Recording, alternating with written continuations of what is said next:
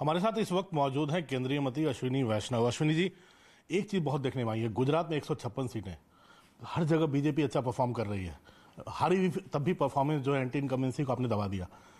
ये क्या माना जाए कि गुड गवर्नेंस का जो मॉडल प्रधानमंत्री ने 8 साल पहले शुरू किया था, 8 साल बेमिसाल जिसको लोग कह रहे हैं, उस गुड गवर्नेंस का फल जनता तक पहुंचने लगा है, जिसका फल अब हमें मिल रहा है? आपने एकदम सही कहा। प्रधानमंत्री श्री नरेंद्र मोदी जी ने देश में एक ऐसा गुड गवर्नेंस का मॉडल दिया है जिससे जन साधारण को, देश के बिल्कुल साधारण नागरिकों को एक भरोसा आया, एक व्यवस्था में भरोसा आया है कि उनके जो हक हैं वो ट्रांसपेरेंटली, सुविधाजनक तरीके से, बिना करप्शन के उनको अपने हक मिल सकते हैं। देखिए, प्रधानमंत्री जी ने कैसे इस व्यवस्था को खड़ा किया। केंद्र में रखा साधारण नागरिक को और सारी व्यवस्थाएं बनाई उसके चारों तरफ। 45 करोड़ जनधन अकाउंट खोले, 135 करोड़ आधार से, डिजिटल आइडेंटिटी से उसको सीड किया, यूपीआई का सिस्टम बनाया। इस सिस्टम से आज अब तक 26 लाख करोड़ रुपए सीधे साधारण नागरिकों के खाते में पहुंच चुके हैं। याद कीजिए वो दिन जब प्रधानमंत्री राजीव गांधी जी ने कहा था 1 रुपया दिल्ली से भेजो, 15 पैसे पहुंचता है, 85 पैसे कोई और खा जाता है। आज 1 रुपया भेजते हैं मोदी जी, पूरा का पूरा 1 रुपया अकाउंट में पहुंचता है साधारण नागरिकों के। अश्विनी सर, एक बड़ा महत्वपूर्ण विभाग है डिजिटल, और प्रधानमंत्री डिजिटल इंडिया को बहुत कहती है। एक क्लिक ऑफ द बटन होता है, लोगों के अकाउंट में सीधा पैसा जा रहा है। कहते हैं यूरोप के कई देश भी इतने ज्यादा नागरिकों को, करोड़ों लोगों को एक साथ ट्रांसफर कर ही नहीं सकते। ये कैसे संभव हुआ? आप तो डिजिटल मंत्री भी हैं। ये इसलिए संभव हो पाया क्योंकि पीएम साहब ने बहुत क्लियरली साधारण नागरिक को केंद्र में रख के उसके चारों तरफ एक सुचारू व्यवस्था बनाने का प्रण लिया, संकल्प लिया और उस संकल्प को सिद्ध भी किया। आज अगर आप देखो, साधारण से साधारण छोटे से छोटे गांव में भी डिजिटल सुविधाएं पहुंचे, उसके लिए 4.5 लाख CSCs हैं, कॉमन सर्विस सेंटर्स है।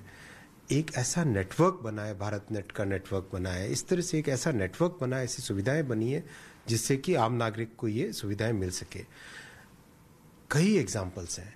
एक एग्जाम्पल अगर आपके सामने रखें डिजिटल का, गुड गवर्नेंस में डिजिटल का रोल, उसमें कोविन एक ऐसा प्लेटफॉर्म बना जिससे 216 करोड़ वैक्सीनेशन दिए गए एक छोटे से पीरियड में, 1 साल और 10 महीने की पीरियड में। बड़े बड़े पावरफुल रिच कंट्रीज भी आज भी वैक्सीनेशन के लिए स्ट्रगल कर रहे हैं। तो ये जो गुड गवर्नेंस का मॉडल मिला है, साथ ही साथ ट्रांसपेरेंसी लाए। बहुत सारी ऐसी चीज़ें थी जो कि नागरिकों को अपने काम करने से रोकती थी। आज इनकम टैक्स के असेसमेंट फेसलेस हो गए हैं। रिफंड के लिए इधर उधर दौड़ना नहीं पड़ता, ऑटोमेटिकली रिफंड आ जाता है। आज एक साधारण नागरिक अपने घर के सपना है, घर बनाने का सपना है, तो करप्शन के अगेंस्ट ट्रांसपेरेंसी लाना, एक ऐसा मेथड लाना जिससे कि नागरिकों को उनका हक मिले, ये गुड गवर्नेंस का एक ऐसा मॉडल है। आप देखिए ना, 1500 के आसपास कानूनों को हटाया गया, 20,000 के आसपास कंप्लायंसेस ऐसी थी जिसका कोई मूल्य नहीं था, केवल कुछ चंद ऑफिसर्स को उससे फायदा होता था और किसी को फायदा नहीं होता था, उन सबको हटा दिया गया। तो लोगों के जीवन में एक बड़ा परिवर्तन आए, लोगों के जीवन में एक सस्टेनेबल डेवलपमेंट वाली बात आए, वो है गुड गवर्नेंस का रिजल्ट। और लोग उसी में फेथ दिखा रहे हैं, शॉर्टकट की पॉलिटिक्स में फेथ नहीं दिखाते। कितना मुश्किल होता है इस गुड गवर्नेंस को अपने अपने मंत्रालयों में इंप्लीमेंट करना, क्योंकि जो जकड़न, जो शिथिलता सालों से, 70 साल की शिथिलता थी, उसको दूर करना इस गुड गवर्नेंस मॉडल से। आपने सही कहा, कठोर डिसीजंस प्रधानमंत्री जी लेते हैं, पराकाष्ठा, परिश्रम की पराकाष्ठा वो करते हैं और उसका प्रभाव पूरे देश भर में आज दिखाई भी देता है। आज पीएम साहब खुद हर महीने बड़े प्रोजेक्ट्स के एग्जीक्यूशन पे, प्रगति के प्लेटफॉर्म पे स्वयं रिव्यू करते हैं।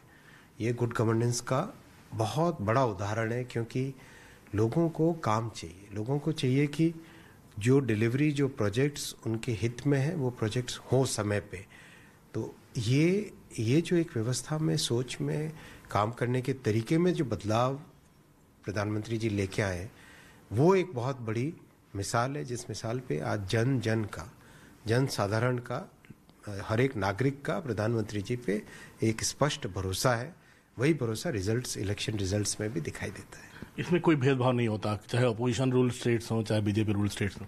बिल्कुल नहीं, आप कई एग्जाम्पल्स दीजिए, ये भी गुड गवर्नेंस का बहुत बड़ा मायना है। उड़ीसा में साइक्लोन आए, चाहे वहाँ पे सरकार बीजेपी की नहीं है, लेकिन प्रधानमंत्री जी पहले व्यक्ति होते हैं जो कि वहाँ पे रिलीफ के लिए पहुँचते हैं। बंगाल में इतनी इलेक्शन के समय में चाहे कैसी भी परिस्थितियाँ रही, लेकिन जब तूफान आया तो प्रधानमंत्री जी सबसे पहले वहाँ पहुँचे, मोदी जी वहाँ पे सबसे पहले पहुँचे रिलीफ के लिए।